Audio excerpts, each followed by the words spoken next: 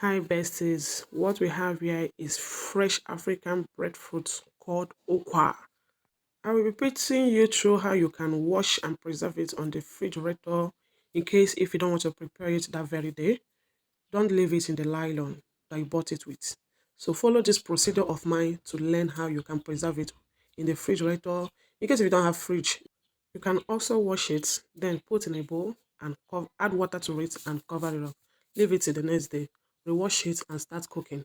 No harm, but don't leave it in the nylon because it will turn black. Yes, the color will change. It will have a rainbow color, like this one on the screen. This okra of mine, I bought it on Saturday. So when I came back on Saturday evening, I find that it's very late. I can't be able to prepare it. So I decided to eat some other thing. Then I have to give it a thorough washing, then refrigerate it. Here is the next day, Sunday morning. You see here, it's out from the fridge. Can you feel the color? Can you feel how neat and sweet it takes? No changing of color. So I decided to rewash it again before start cooking it.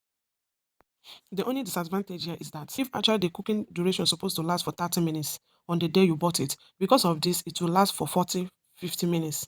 That's the only disadvantage here. Yeah, because it will harden it a bit.